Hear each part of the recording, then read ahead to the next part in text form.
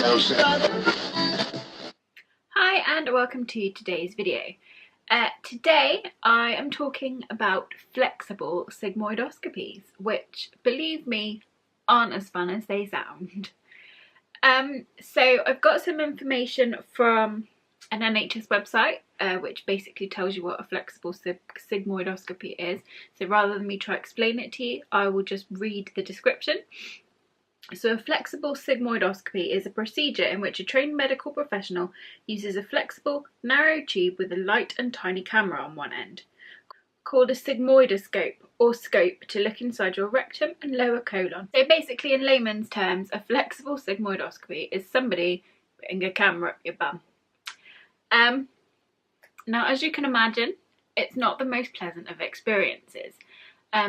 My channel is all about disability, it's all about honesty, so that is what I'm going to be today. I'm going to be very honest with you. So pop your seatbelts on and strap in for the ride. So I've been having some bowel issues for a little while now. Earlier in the year I was under a colorectal specialist and I saw a nurse. I had quite a few appointments with her whilst they tried to get to the bottom of what my issues were. As sort of a last resort, they booked me in for this flexible sigmoidoscopy. Now, my anatomy and congenital issues mean that I do suffer from bowel issues. They don't work in the same way that everyone else's do. So easy solutions aren't available to me. But once they sort of exhausted all their other things that they could do, they just wanted to double check there was nothing untoward going on. Could be things like diverticulitis, worst case scenario cancers. So it was better just to get it checked, just make sure everything was as it should be. So my initial appointment came through quite a long time ago, but sadly I was going to be on holiday, so I had to cancel it. A new appointment then came through between Christmas and New Year, so that was a nice treat for the festive period. I was offered a cancellation for an appointment on Friday, so when it's a choice between going to work and having a tiny camera shoved up your bum, I went for having a tiny camera shoved up my bum. Not that I don't love my job, obviously. So on Thursday I had a telephone pre-op appointment. So that's like, if you've ever had a pre-op appointment before, they ask you questions about your medical history, what medications you're on, ask you all sorts of little questions. So instead of having to trek all the way to the hospital, because you don't need things like blood tests or your weight or your blood pressure, that sort of thing, you don't need that checked prior to a sigmoidoscopy. So they did it over the telephone, which was really convenient. I spoke to a really nice nurse who had my notes in front of her. She just went through a couple of questions. She asked me what medications I was on. She explained what the procedure was, what it would entail, how long it would take, how many people there would be in the room. She was a really lovely person. She put me quite at ease for the telephone call, so that was quite nice.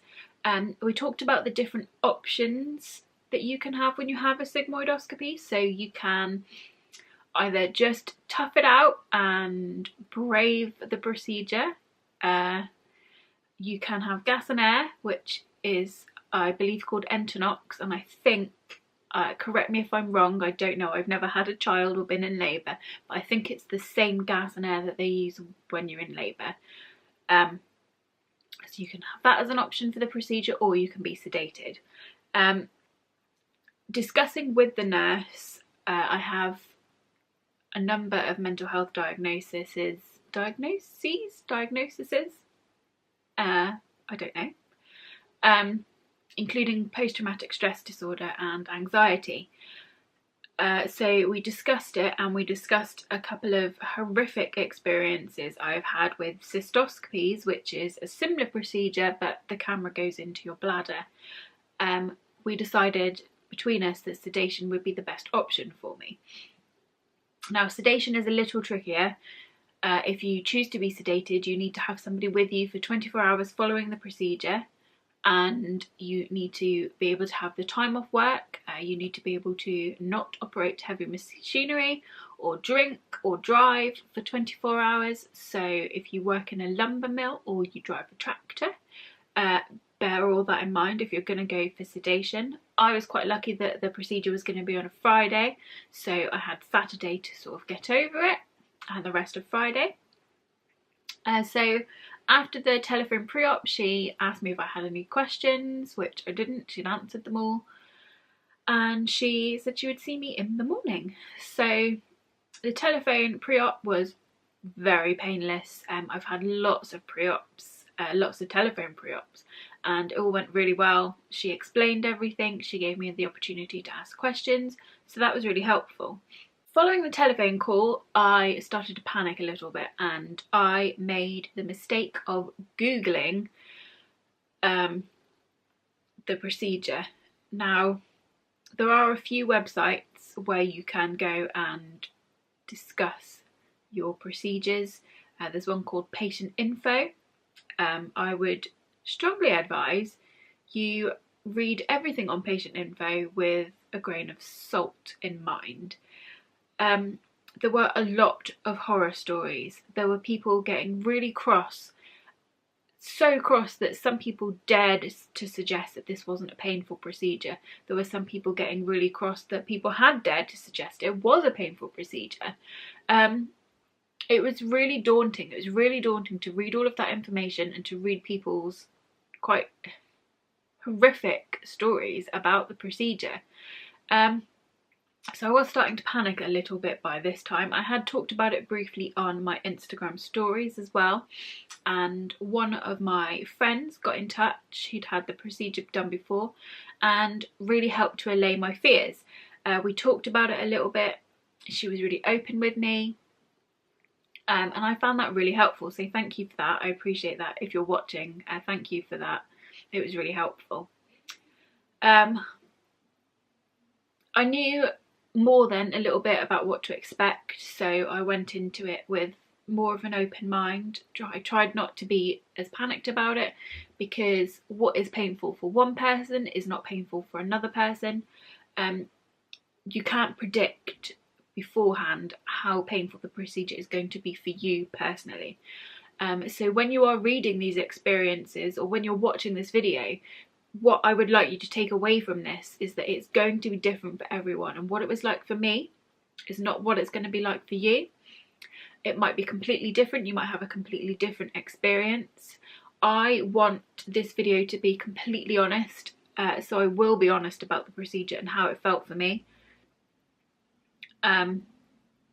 Hysterically, one of the comments on Patient Info was about how I assume a gentleman, his username was a very manly thing, so I assume it was a man, who went on to say that he found the entire experience very pleasurable, and if he went on to say that if you liked that sort of thing, you would enjoy a flexible sigmoidoscopy.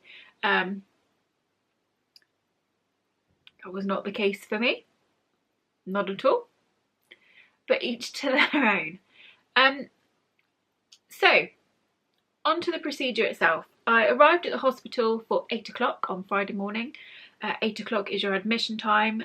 They say to allow for up to 4 hours in the department, because that's how long you could be there for, depending where you are on the list, how long your procedure takes, what sort of sedation, or if you're having a gas and air, all of that taken into account, you could be in that unit for up to 4 hours. So they tell you to prepare for that, which I did.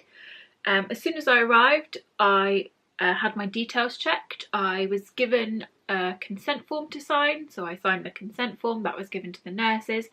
I was then taken off into a little room where they went through the pre-op questions again, just to double check. They double check your date of birth and your address and your name, just to make sure you are who you say you are, and that they're not accidentally going to give the procedure to another random person. Believe me, I did try to get a number of people to go in my place. Nobody was interested. So after I'd had my blood pressure checked and my pulse ox checked, which is a little device that goes onto your finger which measures your oxygen saturations and your pulse, I was taken to another little room. I was given a beautiful set of paper pants that were completely backless. Think assless chaps in paper pants form. I was also given a hospital gown to put on. They had suggested that I bring slippers and a dressing gown with me, so I had slippers and a dressing gown with me. So I was told to strip off everything, so bra, pants, every single thing I was wearing except for my socks because it was cold. Had to come off. The paper pants went on and the gown went on, and then I put my dressing gown and my slippers on. The paper pants were wildly uncomfortable, and I'm not gonna lie, I did feel a bit of a breeze in my nether regions. They're not doing a whole lot for protection, let me tell you. I was then taken to a little ladies' waiting room. They keep the men's waiting room and the ladies' waiting room separate, which is actually quite nice. I've been in other waiting rooms waiting for procedures where you are sat around basically with no pants on in a room full of men and women, and if you're uncomfortable about that sort of thing, it can be a little unnerving. So to be separated like that, I found a benefit. So as I sat in that room and worked myself up into a panicked frenzy, a nurse appeared in the door, and fortunately I was first on the list, so I didn't have to sit in a tiny room panicking, sweating and thinking about how I had no pants on, worrying if everyone could see my fanny, which they couldn't. I don't know what is wrong with me. So I was taken by a nurse who introduced herself. She took me into another room. There are a lot of rooms going on. She took me into another room and introduced me to the doctor who would be doing the procedure, another nurse who was there to help, and herself. There would be only 3 people in the room. I was asked to sit down on the trolley, which is the bed where they're going to do the procedure, and they checked my name, date of birth, hospital number. That was all checked again. They put a blood pressure cuff on me and they popped the pulse ox, I think it's called a pulse oximeter, back onto my finger just to keep a check on my heart rate. Also popped an oxygen tube up my nose, which was one tube with a little sponge on the end that just fits inside your nose. My oxygen sats were a little low, so that was why I had to have oxygen. You might not necessarily have to. They then attempted to cannulate me for the sedation. They tried in the back of both hands and couldn't find a vein. I was starting to get quite distressed by this point because I thought if I can't be sedated, there was no way I was going to go through with the procedure. So I was starting to panic. Luckily, they then did find a vein here in my elbow pit, which probably has a much more technical name than that, but I've always called it my elbow pit. So they popped a cannula in there. They flushed it through the saline, which is standard practice. Anytime you have a cannula or anything like that, they will flush it with saline. They then put, I can tell you how much, it's written on this piece of paper. I was then given 50 milligrams of fentanyl and 2 milligrams of midazolam, which is, I think the fentanyl, I'm not sure actually, so I'm not going to suggest which is which, but one's a painkiller, one is the sedative. So that went through. They then started the procedure. The sedative started to work immediately. I immediately felt quite spacey, drunk almost, not really completely 100% aware of my surroundings. I don't recall there being any pain when the camera was first passed through my bum. I'm sorry I can't be more technical than that, and I'd like to apologise in advance if things get graphic.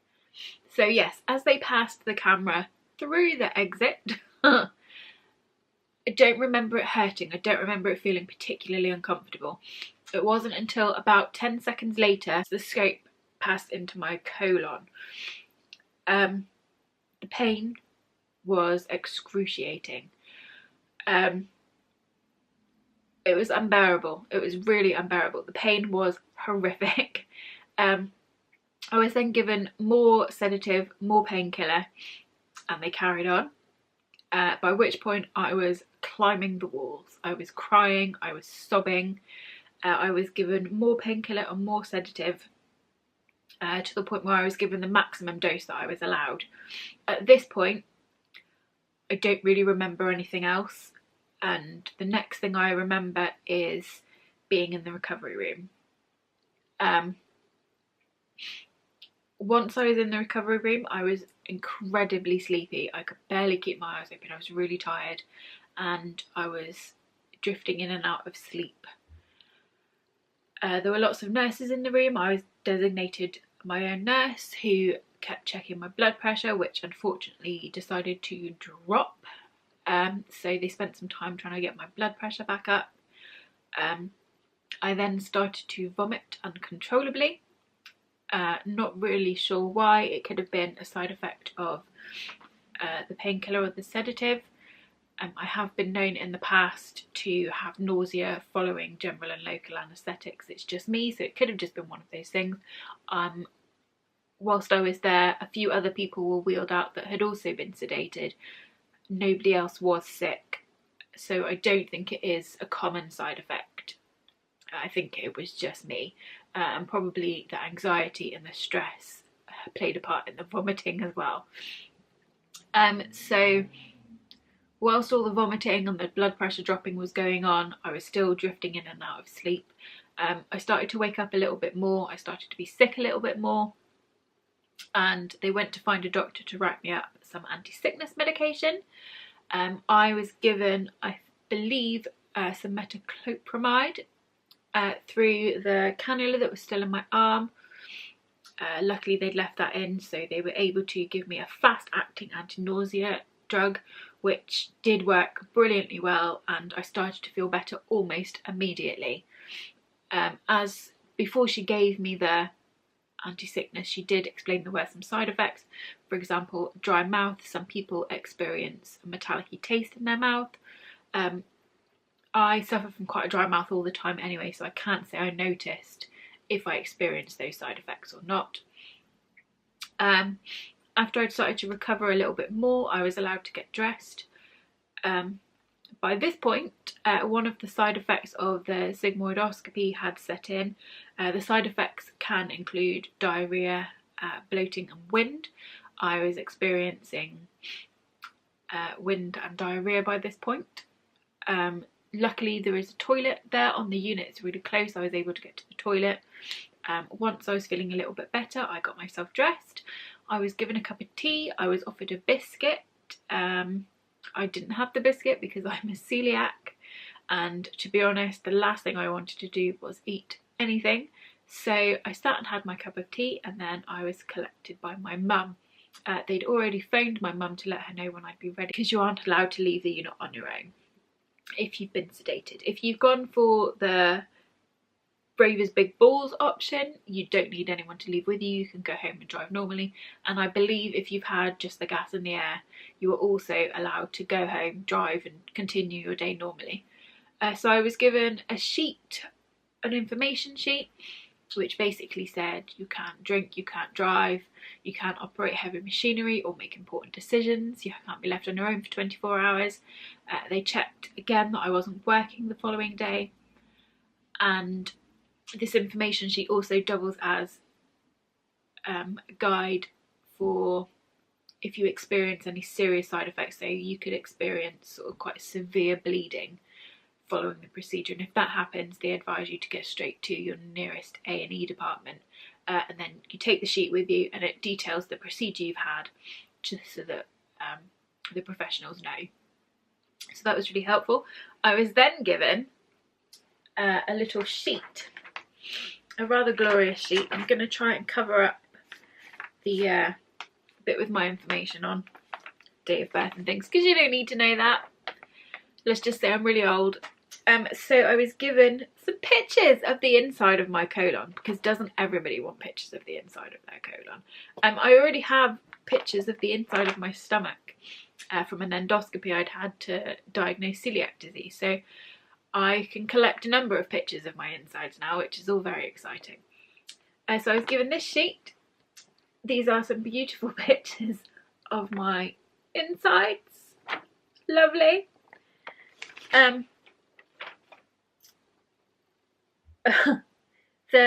This is also a sheet that you can take with you should you need to go to A&E. So it's got all of the medication you were given as well. So yeah. This says on here that I had scarring of my sigmoid. They took some biopsies and their endoscopic diagnosis is mild distal colitis. I am waiting the histology, so the results from the biopsies, and a referral to my clinician who referred me in the first place, who I assume go through the results and will go through the next steps. And that basically was the procedure. I got home and the first thing I did was have a big hot bath. I recommend, if you are able to have a nice hot bath and just relax, you will feel a lot better after the procedure. So highly recommend having a hot bath afterwards. Once I'd done that, I popped some clean pyjamas on and I got into bed. I was so tired from the sedation that I then slept all afternoon. I was on the bed with my cats and I didn't wake up properly until about 3-4 o'clock. Considering the procedure was at about 9:20 and I was sort of back home again relatively quickly. I did sleep for a really long time. I was very tired and I slept in the evening as well, so I went to bed quite early and slept all the way through, which is unusual for me. So I think the sedation that they gave me and the stress of the day really took its toll on my body. The next day, so it was a Saturday, I woke up with a migraine,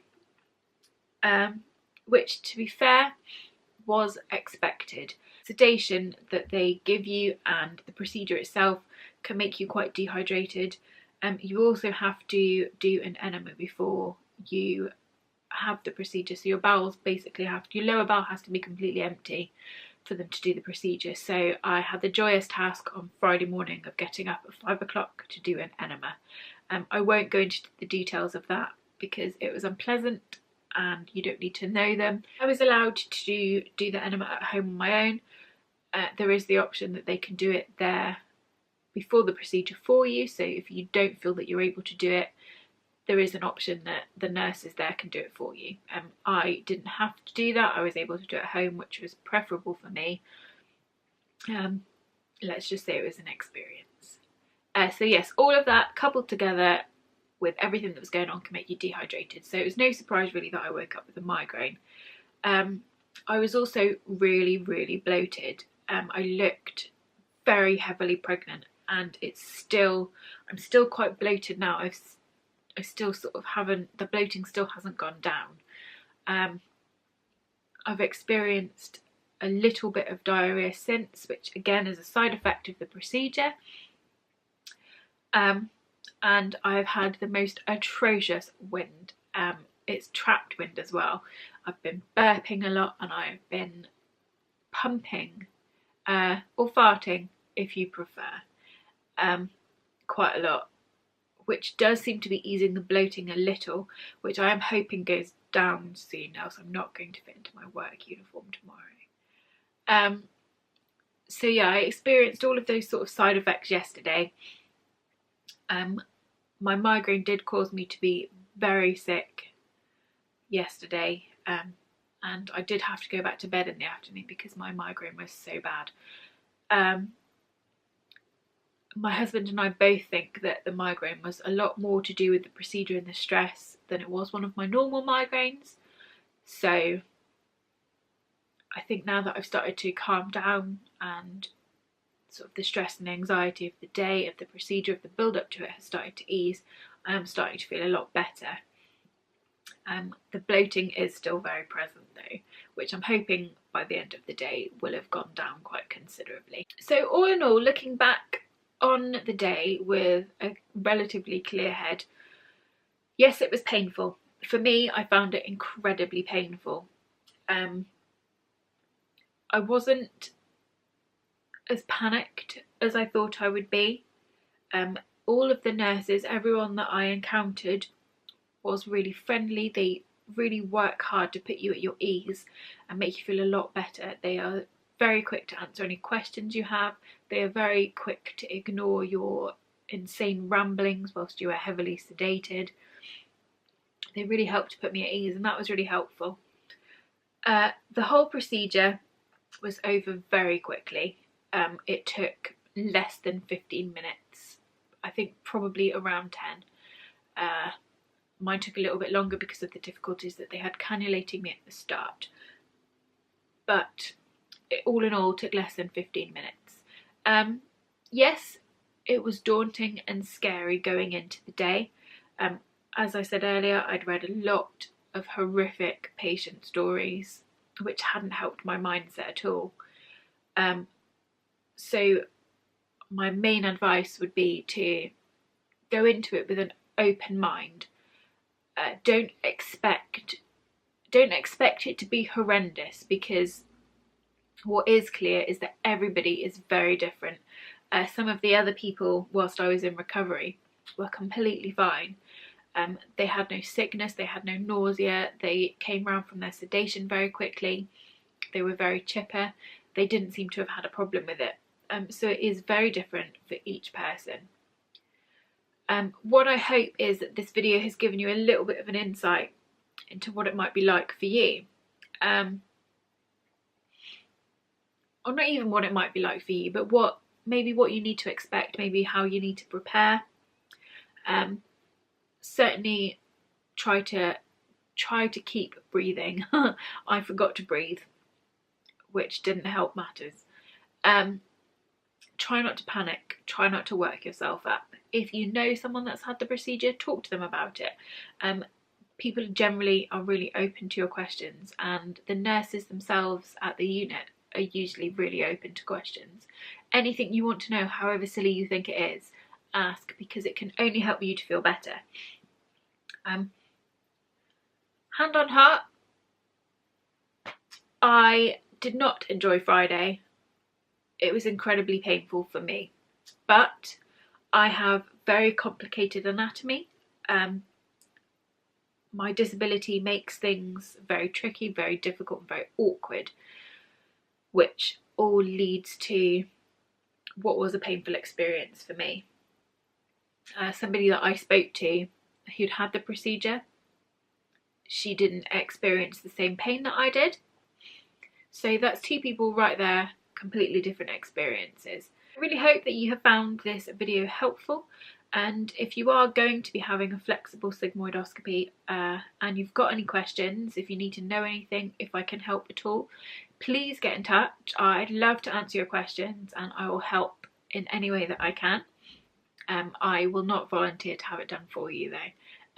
If you enjoyed this video, or if you found it informative, please give me a thumbs up. Don't forget you can visit my main blog at www.estellosaurus.co.uk, and I'll see you soon. Bye!